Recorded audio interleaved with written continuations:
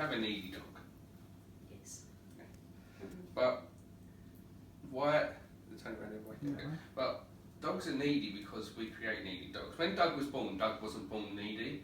He was relying on his mother and everything like that, but he wasn't needy. And if he become pushy and needy, if those behaviours did develop, he would have been put in his place. He would have been corrected by either his little mates or by his mum.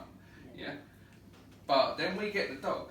Oh my God, he's so cute and fluffy. Look at him. And then the dog starts to jump up. And then what we do is we go, hello mate, how you doing? So we teach the dog, all right, straight away, every time I want affection, I jump up, I get a fuss. Yeah? Yeah. And then just for coming over to you, like, hello Doug, how are you doing, mate? Just for being there, look, see? Because this is in Doug's mind, how he gets attention. Yeah. Problem with this is on Doug's terms. So when you want Doug to do something and you want to let him know he's been a good boy by giving him a fuss, he's like, no. I could be an absolute shitbag because in 30 seconds I'm just going to come over to you and you're going to go, hello mate, how you doing? Yeah? Yeah. He needs to learn when he's like this, when he's being polite, he gets all the fuss in the world. Yeah. Right? Give him a fuss, I don't mind that, and stop giving him a fuss. Jumps up, no. Affection has to stop. Yeah. He needs to learn there's no feedback for jumping up. Yeah.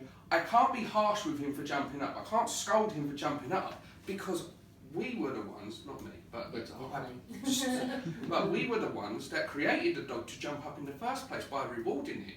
So, like I said, when he's cute and fluffy, he jumps up, it all seems innocent. But then he gets to a certain size and the jumping up becomes annoying. But it's very unfair for us to scold him because he doesn't understand. He doesn't understand that now he's a certain size, he can't jump up. Yeah. Right? He just knows that one day he was allowed to jump up and it was great, and now he's not.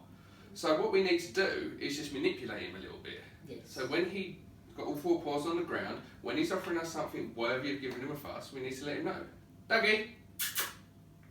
You can hear he's gone out the cat flap. Dogs! He's looking out for squirrels. Dougie! Come back. Stay with us.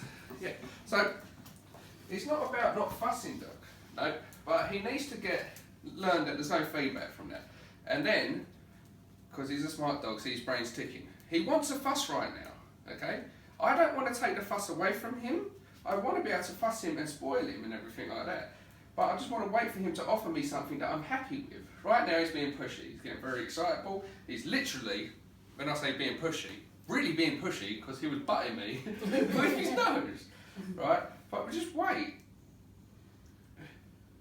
Wait for him to offer you something that's worthy of giving him a fuss. Because look, his brain's thinking, there we go, fuss. Yeah. See, his brain's thinking, right, I really want affection from this guy. How do I go about it? So his brain's ticking, ticking, ticking, and as soon as he sat down, that's when I went, yeah, I like that. Yeah. Now, he put his mouth on me, affection stops. So I don't have to scold him or discipline him.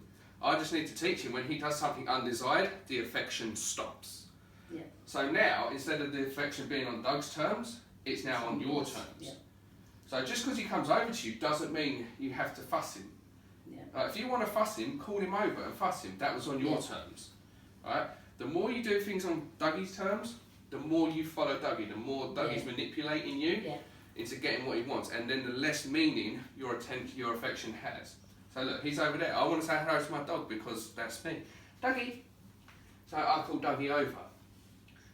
I started that, not Dougie. So you don't have to stop spoiling Dougie. You can still fuss Dougie as much as you want, but make sure when you're doing it on your terms, when you say.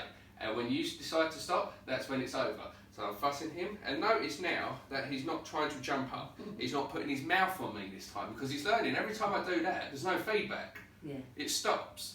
But we have a habit of going, no mate, stop it, or the dog jumps up and we carry on, particularly if they're a smaller dog. Like if he jumps up now, it'd be very easy for me to continue to fuss him, but I'm actually now rewarding him. Yeah? Look. Yeah. And like, there's no magic trick, it's just teaching Dougie that he gets attention for doing something worthy of getting attention, or he's getting attention when he's behaving, yeah? Not when he's being needy, not when he's being right, because most of the dogs I see, no, just walk into him, Don't have to be harsh, don't have to scream at him. Just use my body and move forward. Again, like I said, most people will move backwards. See how I move backwards? Dougie moves into me. If I move this way, see how Dougie moves backwards. Yeah. Right? The more I move backwards, the more I encourage Dougie to keep coming forward. But look, he's coming up with something else. Right, jumping up gets me nothing. Sitting down gets me something. Yeah. Ice up the affection. Little body shake, that's a calming signal. Right. Most of the dogs I see that are nervous, Dougie when I come in was doing these little low grumbly growls under his breath. No. Nice. But again, you move backwards as you said it. No. You move forward. No. Moving backwards makes you seem very, very soft and very weak in his mind. No, Dougie, no, no. You see, he doesn't take me serious. So it's like if I go, no. See how he instantly changes the way he is. Yeah. Right? So it's like when people try and open the door, they'll open the door, they'll go, wait, wait, and the dog runs straight past them. Yeah. Because instead of just going, wait, or say, I mean, we don't use stay or wait, but we just remind him to do what you ask him to do. But you have to address him like you mean it. Yeah. Not being aggressive, nothing like that, not shouting at him, but just use your body in a way. He can get affection for that. But again, if you add too much excitement to that affection, he's going to do that. No. No. No. That's it. Nice. All four paws on the ground, he gets the fuss. But again, ready? Look, come here, Doug. Ready? Calmly. If you wanted him to stay calm, you feed him calmness. So, hello, Doug, how you doing? He's more likely to want to jump up. Yeah. Right? But if I'm calm, then I'm feeding the calmness. So more massage, massage, massage. Right? And then when I stand up, he's less likely to jump up. So call him over. Ducks. Ducks. Come on. That's it. Calmly. Sit. You want to sit? Calmly, more like a massage. The way you'd like to be fussed. I mean, if someone come over to you and just like messing up your hair, going, hello, how you doing? No. No. Just take your time. Don't rush. It's not no. Just take your time. Remember, he's used to getting affection for jumping up, so you just need to take your time. No. That's it. Just stand there. That's it. No feedback. That's it. Then stop. You don't have to fuss him every single time. He's being needy right now. Yeah. Yeah? Just take your time. Don't rush. Remember, he's been living this way for a certain amount of time. Yes. So he is going to push his luck. He's going to see if you're serious about the new regime. But all this matters. All these little things matter because the more he manipulates you guys, the less authority you have over him. So when you want him to come back, he's like, no.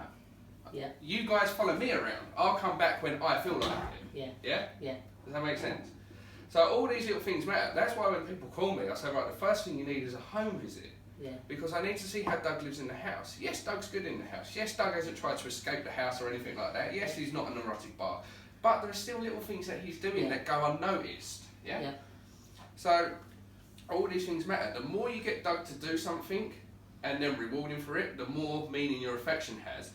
But the more he's doing things for you. The more he does things for you, the more he listens to you. The more he listens to you, the more chance you've got when he's off the lead over a field of getting him to come back to you.